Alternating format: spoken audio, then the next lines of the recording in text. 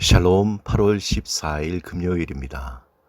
이 시간 시편 99편 8절에서 9절 말씀으로 전능하신 하나님을 찬양하겠습니다. 여호와 우리 하나님이여, 주께서는 그들에게 응답하셨고 그들의 행한 대로 갚기는 하셨으나 그들을 용서하신 하나님이시니이다. 너희는 여호와 우리 하나님을 높이고 그 성산에서 예배할지어다. 여호와 우리 하나님은 거룩하심이로다. 여호와 우리 하나님이여, 주께서는 그들에게 응답하셨고 그들의 행한 대로 갚기는 하셨으나 그들을 용서하신 하나님이시니이다. 너희는 여호와 우리 하나님을 높이고 그 성산에서 예배할지어다. 여호와 우리 하나님은 거룩하심이로다. 여호와 우리 하나님이여, 주께서는 그들에게 응답하셨고 그들의 행한 대로 갚기는 하셨으나 그들을 용서하신 하나님이시니이다. 너희는 여호와 우리 하나님을 높이고 그 성산에서 예배할지어다. 여호와 우리 하나님은 거룩하심이로다.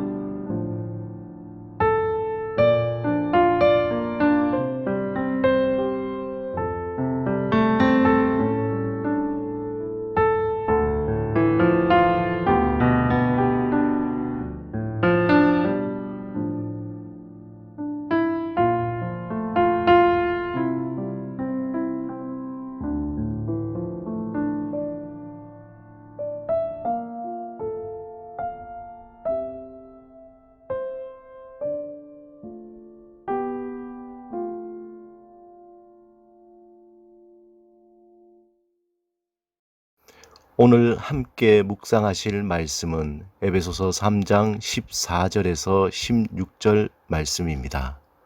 오늘 하나님께서 주신 이 말씀을 통해 하나님이 우리에게 주시는 음성을 듣겠습니다.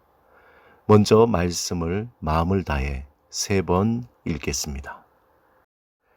이러므로 내가 하늘과 땅에 있는 각 족속에게 이름을 주신 아버지 앞에 무릎을 꿇고 비노니 그의 영광의 풍성함을 따라 그의 성령으로 말미암아 너희 속사람을 능력으로 강건하게 하시오며,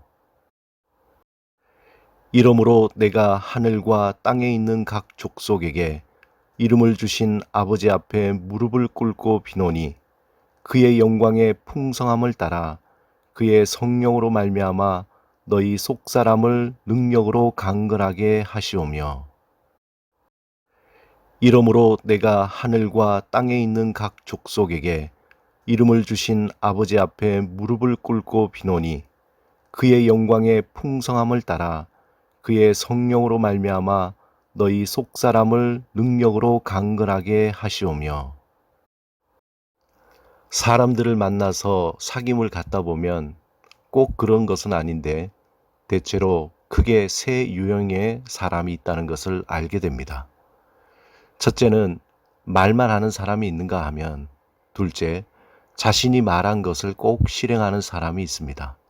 그리고 세 번째, 말하지 않아도 행동으로 보여주는 사람이 있습니다. 물론 모든 사람을 세 유형으로 나눌 수는 없습니다. 그런데 소위 말만 하는 사람에 대해 흔히 저 사람 참 실없는 사람이야 라고 표현합니다. 한마디로 말은 많은데 열매가 없다는 것입니다.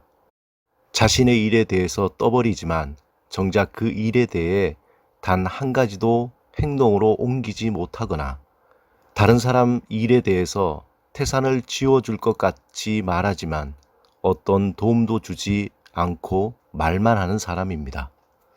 왜 그럴까 곰곰이 생각해 보면 그 일이 자신에게 유익이 없거나 그 일에 대한 실제적인 애정이 없기 때문입니다.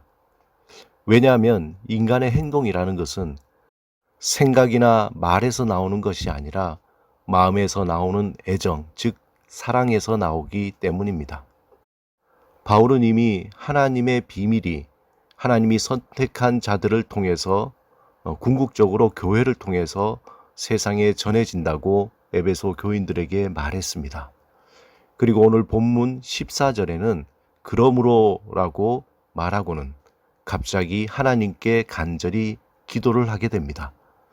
어떻게 보면 흐름상 생뚱맞다는 생각이 듭니다. 상식적인 말의 흐름이라면 하나님의 비밀은 선택받은 하나님의 백성들을 통해서 전해지니까 그러면 너희는 가서 그 비밀을 어떻게 전하라 라고 말해야 되는 것이 논리적으로 맞을 것 같습니다. 그런데 갑자기 바울은 하나님께 무릎을 꿇고 기도하는 내용을 적습니다. 여러분 어떻게 생각하십니까? 바울이 왜 갑자기 하나님께 드리는 기도문을 작성했을까요? 이것은 예수님과 바울의 삶을 묵상하면서 어떻게 예수님과 바울이 능력 있게 역동적으로 사역을 할 수 있었을까라는 질문을 해본다면 그 이유를 쉽게 알 수 있습니다. 이 질문의 대답은 하나님과 사귐입니다. 예수님도 또 바울도 삶에서 사역에서 일이 우선은 아니었습니다. 예수님과 바울에게 사역을 위한 행동 이전에 더 중요한 것은 하나님과 깊은 사귐이었습니다. 그것도 하나님과 깊은 사랑의 사귐이었습니다. 예수님은 아무리 바빠도 또 아무리 피곤해도 하나님과 사귐의 시간을 놓치지 않으셨습니다. 왜냐하면 그 사귐의 시간이 바로 쉼의 시간이요 하늘의 능력을 얻는 시간이기 때문이었습니다. 그 시간 예수님은 자신이 어떤 존재라는 것을 확실히 확인하게 되었습니다. 예수님은 하나님과 사귐을 통해 너는 내 사랑하는 자라는 하나님의 음성을 통해 자신이 누구인지 확인했을 것입니다. 예수님은 어떤 이적을 일으키시고 병자를 고치시며 사람들이 환호하는 그곳에 자신의 존재감이 있지 않다는 것을 분명히 아셨습니다. 예수님은 단지 자신이 하나님의 사랑받는 존재라는 것만이 필요 충분한 조건이었습니다. 그래서 스스로 하나님과 고독의 시간을 가지게 된 것입니다. 예수님은 많은 기적을 일으키면 일으키실수록 사람들을 떠나 고독의 시간을 가지셨습니다. 그리고 하나님과 깊은 사귐을 통해서 세상의 소리를 비워내고 하나님의 음성을 들었습니다. 너는 내 사랑하는 자다. 바울도 마찬가지였습니다. 그는 빌립보서 4장 11절에서 13절에 이렇게 고백합니다. 내가 궁핍함으로 말하는 것이 아니라 어떠한 형편에든지 나는 자족하기를 배웠노니 나는 비천에 처할 줄도 알고 풍부에 처할 줄도 알아 모든 일 곧 배부름과 배고픔과 풍부와 궁핍에도 처할 줄 아는 일체의 비결을 배웠노라. 내게 능력 주시는 자 안에서 내가 모든 것을 할 수 있느니라. 여기에서 바울은 자신이 슈퍼맨이라고 자랑하는 것이 아닙니다. 오히려 그는 능력 주시는 자 안에서 모든 것을 할 수 있다는 말은 자신의 정체성, 자신의 존재감은 주님과 사귐 속에 있다는 것을 강조하고 있습니다. 그것이 자신의 존재감이었습니다. 그렇다면 오늘 바울이 하나님께 드린 기도의 내용이 어떤 것입니까? 바울은 16절에 에베소 교인들과 우리들의 속사람이 강건해지기를 간구하고 있습니다. 16절을 공동 번역으로 보면 그의 영광의 풍성함을 따라 그의 성령으로 말미암아 너희 속사람을 능력으로 강건하게 하시오며 라고 되어 있습니다. 바울은 우리의 겉모습이 아니라 우리의 속사람이 영적으로 강건하여지기를 간구하고 있습니다. 우리의 속사람은 하나님과 사귐 속에서 하나님의 풍성함이 넘쳐 흘러 성령을 통해서 강건하게 됩니다. 그러므로 우리가 하나님과 사귐의 시간을 가질 때 하나님의 충만한 사랑이 우리에게 부어지게 됩니다. 그 사랑이 거침없는 행동으로 이어지게 됩니다. 그 사랑이 너무나 커서 예수님은 눈먼 자를 눈뜨게 하며 병든 자를 고치며 오병이어의 기적을 일으키게 했습니다. 그 넘치는 사랑에 바울은 배고픔과 메마증과 죽음의 위기를 겪으면서도 복음 전하는 일을 포기하지 않았습니다. 오래전 한 통신사에 사랑은 움직이는 거야 라는 광고 카피처럼 사랑은 관념이 아니라 움직이게 하는 실제적인 행동을 낳는 힘입니다. 행동이 없다는 것은 곧 사랑이 없다는 것입니다. 아마 바울은 복음을 전하며 누구보다 많은 사람들과 함께하며 말만 하는 사람들에 대해 경험하며 실망했을 것입니다.